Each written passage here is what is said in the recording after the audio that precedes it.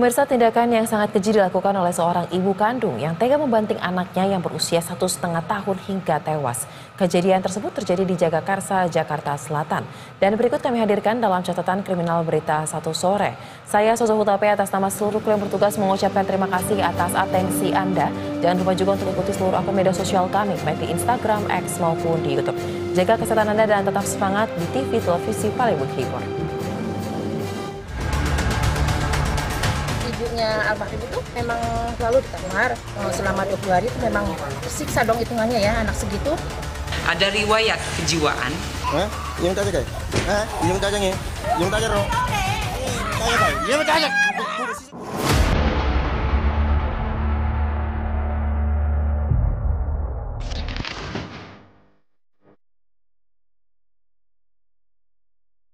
Pemirsa, tindakan yang sangat keji dilakukan oleh seorang ibu kandung yang tega membanting anaknya sendiri yang berusia 1,5 tahun hingga tewas.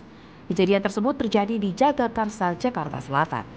Balita berusia 1,5 tahun yang tinggal bersama dengan sang ibu di Jalan Yon Zikon 13 Jagakarsa, Jakarta Selatan, tewas dianiaya oleh ibu kandungnya sendiri. Pelaku mengaku jengkel dan emosi lantaran korban sering menangis dan rewel.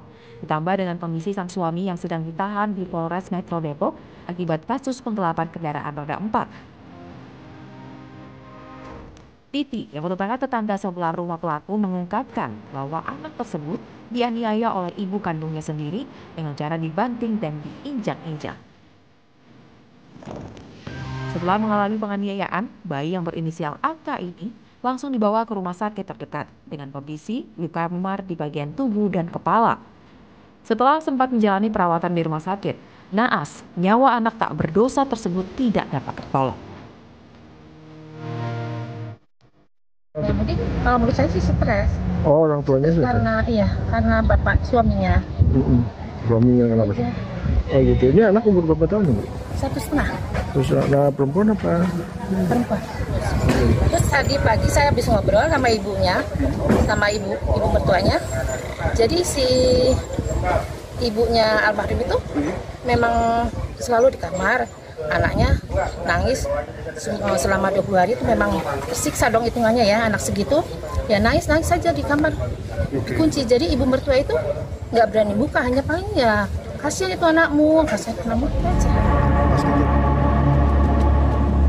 Kasih Humas Polres Jakarta Selatan AKP Nurma menyampaikan bahwa pelaku saat ini sudah diamankan dan diketahui memiliki riwayat gangguan kejiwaan.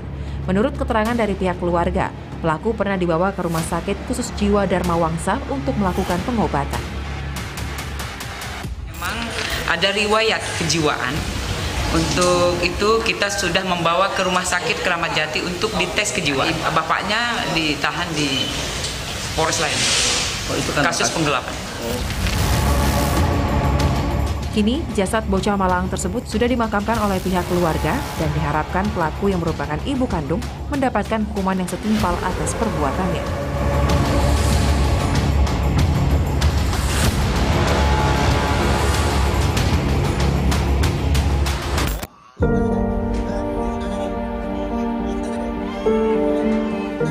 Selain di Jakarta, nasib malang juga dialami bocah inisial AR yang masih berusia 1 tahun di Kabupaten Pindrang, Sulawesi Selatan, Dusun Tosulo, Desa Masulo Wali, Kecamatan Matiro Sompe. Anak yang masih balita tersebut dianiaya oleh ayah kandungnya sendiri hingga mengalami sejumlah luka di badannya.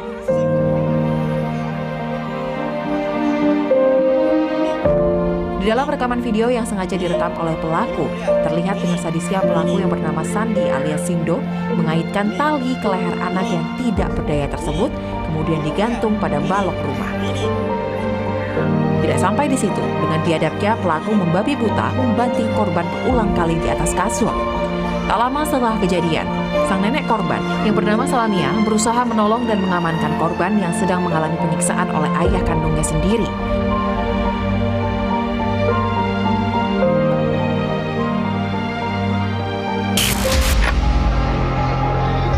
Pelaku akhirnya berhasil diamankan di kediamannya usai video kekerasan yang direkam oleh pelaku itu beredar di media sosial. Penangkapan pelaku pun berlangsung dengan secara dramatis. Pelaku sempat mengancam akan membunuh anaknya dengan parang saat aparat kepolisian bersama dengan TNI serta kepala desa setempat mendatangi rumah pelaku untuk melakukan evakuasi korban dan melakukan penangkapan. Kasat Reskrim Polres Pindrang, Ibtu Andi Reza mengungkapkan, aksi penganiayaan diketahui setelah ibu korban melaporkan kejadian tersebut kepada Babin Kamtibnas yang kemudian diteruskan ke unit Reskrim Polres Pindrang. Dari orang tuanya korban itu melaporkan ke Babin, dari Babin itu dilaporkan ke Kanit. Jadi Kanit telepon saya untuk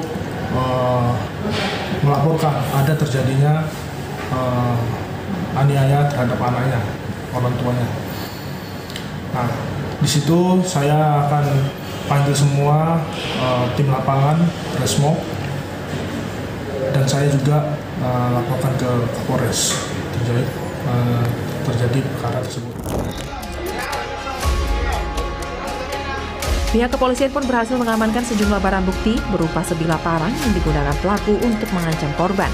Diketahui pelaku nekat menganiaya buah hatinya lantaran kesal kepada sang istri karena jengkel istrinya memutuskan untuk pisah ranjang, sehingga ia membuat video tersebut dan dikirimkan kepada sang istri. Atas perbuatannya, pelaku dijerat dengan pasal 80 ayat 2 Undang-Undang Nomor 35 Tahun 2014 tentang penganiayaan berat terhadap anak di bawah umur dengan ancaman 5 tahun penjara.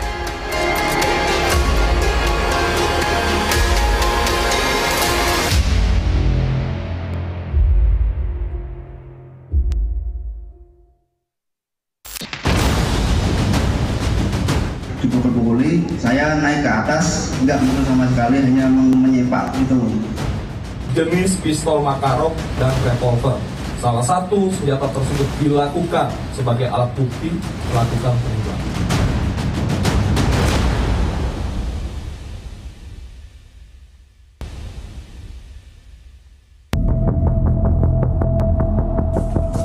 Lima anggota perguruan silat Persaudaraan Setia Hati Terate ditangkap oleh polisi karena mengeroyok seorang pekerja jalan tol.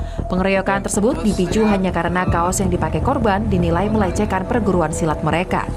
Kasus pengeroyokan ini bermula saat korban melakukan siaran langsung di sebuah media sosial. Saat siaran langsung itu, korban menggunakan kaos bertuliskan fanatik dengan gambar anjing yang disilang.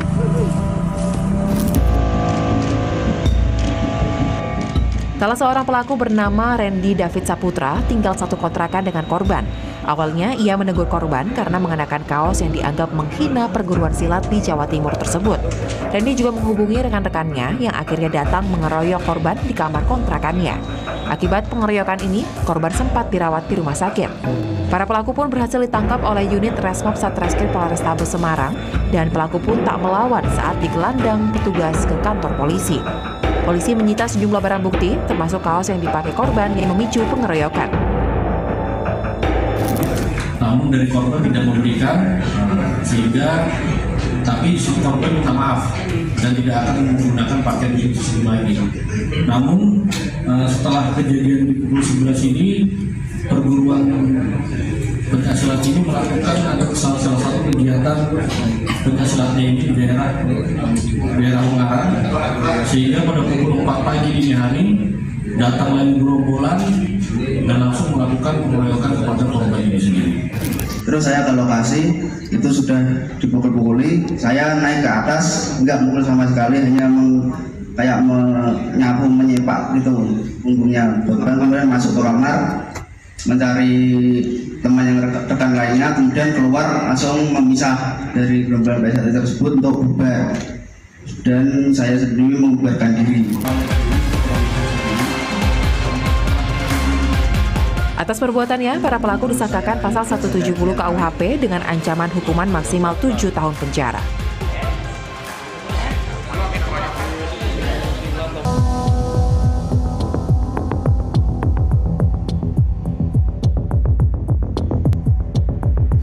Aksi sok jagoan yang mendatangkan petaka terjadi di wilayah Bogor, Jawa Barat. Seorang pengendara motor kritis akibat ditembak oleh sekelompok geng motor di Jalan Raya Narogong, Kelapa Nunggal, Kabupaten Bogor. Sang pengendara motor tergeletak tak berdaya setelah menjadi korban penembakan geng motor. Warga sekitar yang mengetahui hal tersebut segera mengevakuasi korban ke rumah sakit dan melaporkan kepada pihak kepolisian. Akibat penembakan ini, korban yang tinggal di kawasan Ciracas, Jakarta Timur itu menderita luka parah di bagian kepala. Setelah mengejar para pelaku selama 3 hari, jajaran Satreskrim Polres Bogor dan Polsek Kelapa Nunggal akhirnya menangkap 3 orang pelaku penembakan. 1 pelaku harus ditembak oleh polisi di bagian kaki karena berusaha kabur saat ditangkap.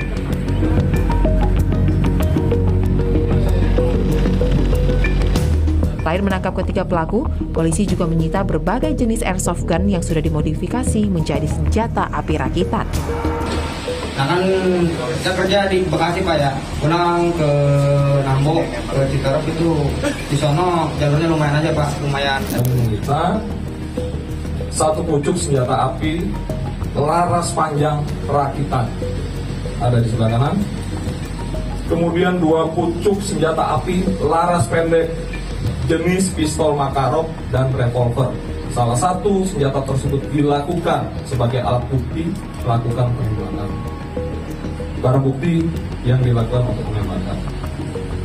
Kemudian kami juga menemukan 1 pucuk airsoft gun laras panjang jenis pistol Makarov. Jadi airsoft gun ini coba dirakit, dirubah larasnya, dirubah semua mesinnya menjadi senjata api rakitan. Lanjut 5 buah magazin untuk laras panjang, 6 buah magazin untuk laras pendek, 8 buah kerangka senjata api laras pendek, 4 buah silinder peluru untuk jenis senjata api revolver. Atas perbuatannya, pelaku terancam hukuman maksimal 12 tahun penjara.